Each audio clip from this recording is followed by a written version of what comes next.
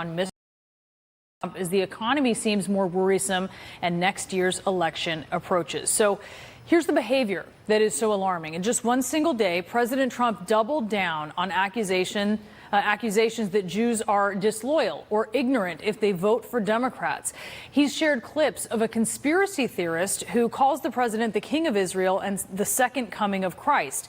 He's told reporters that he was the chosen one to take on China on trade, and he's attacked the Prime Minister of Denmark because she called his idea to buy Greenland absurd. He's taken an indiscernible stance on background checks for guns while bragging that mass shooting victims love him. He's threatened to send ISIS fighters to U.S. allies in Europe. And he's blamed Obama, the former president, no less than 20 times for virtually all of the problems he is facing. Our first guest, J.W. Verrett, advised the president pre-transition team. He's currently an assistant law professor at George Mason University. And as you watch, J.W., what is your reaction to the president's behavior?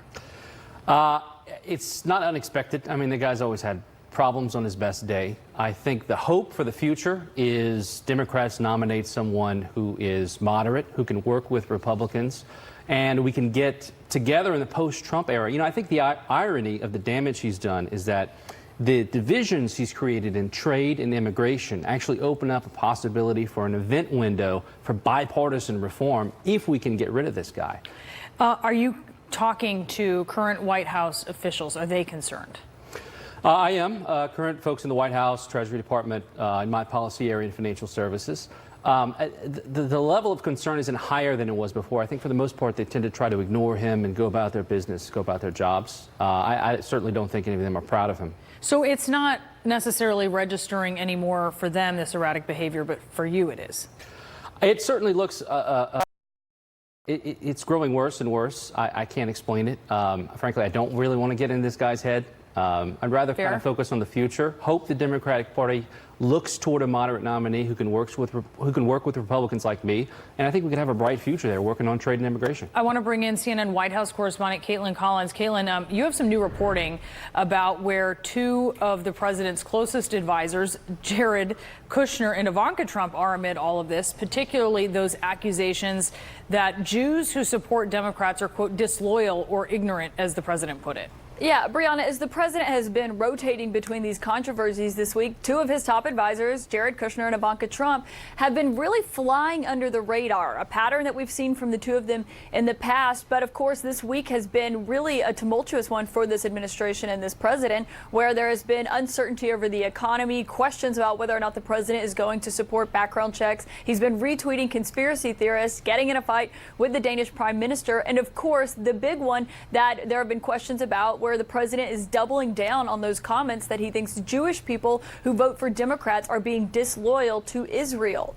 Now, we know that based on our reporting, Ivanka Trump and Jared Kushner were in Wyoming over the weekend for a family vacation. They attended a Trump victory fundraiser on Monday, but overall, you've really seen them be essentially missing in action as the president has been facing these controversies, these questions about comments that he's made. And even though he's doubling down on the comments, especially about the one about people who support Democrats, as you saw from the White House yesterday. Now, this fits a pattern that we've seen from Jared Kushner and Ivanka Trump at times, during times when the administration tried to repeal parts of Obamacare, the government shutdown, other times where they've insisted they've been involved in these discussions, and then you see them missing publicly, and even though there are questions about whether or not they're advising the president privately. But of course, the big one has been about the comments that the president has made about Jewish people who are supporting Democrats. Jared Kushner and Ivanka Trump are both Orthodox Jews. They've been involved with the president. Obviously, they advise him privately on some things where there are these seemingly selective leaks about what it is that they're telling the president. But neither of them have said anything publicly about the president's comments. And when we asked the White House, have they been advising the president privately on this, the White House did not get back to us on a question or on an answer regarding that.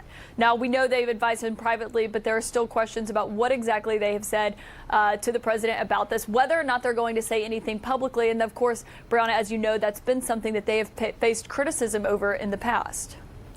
Indeed. And, you know, JW, I want to revisit that New York Times op-ed, that anonymous one that was written by a White House official in September of last year. It said, quote, Meetings with him veer off topic and off the rails. He engages in repetitive rants, and his impulsiveness results in half-baked, ill-informed, and occasionally reckless decisions that have to be walked back. It may be cold comfort in this chaotic era, but Americans should know that there are adults in the room. That was from almost a year ago. Are there still, in your estimation, adults in the room? I still have some respect for, yes, adults in the room, people who went into this because the guy is president for 4 years. There's no getting around that. Congress is not going to move on impeachment, obviously, at this point. They're trying to do the right thing. They're trying to implement good policy and keep things from going off the rails. But the public apologists for the worst of Trump's impulses, I think there's not much hope for them, and I think the world's going to remember the decisions they make now. The former White House Communications Director, Anthony Scaramucci, suggested that the cabinet invoke the 25th Amendment. So that would deal with replacing a president due to death, or in this case, as he's making the argument, incapacity. As an attorney, is there anything to that? I mean, absent some finding by a physician, I don't think we go there. I don't have any information that. But I do think it's been very dangerous the way he's flirted with the idea that post-election, if he loses, he would challenge the legitimacy of the vote and may not step down, may not leave. I don't think that would be successful. I don't think the Secret Service would stand for it. I don't think the Armed Forces would stand for it. I don't think the cabinet or the Congress would stand for it. But it is dangerous that he's talking about that right now. It is. We do want to know when he does have these moments where he's behaving particularly erratically, why is that?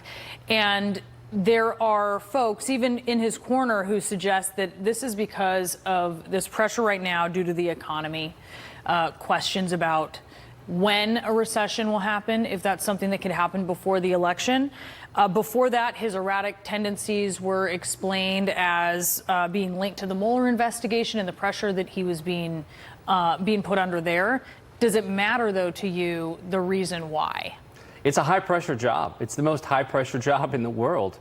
An investigation, lots of presidents have worked under investigations and at the same time accomplished tremendous things. I don't think it matters. I think it's irrelevant. So I don't think there's any excuse for his behavior, no. JW.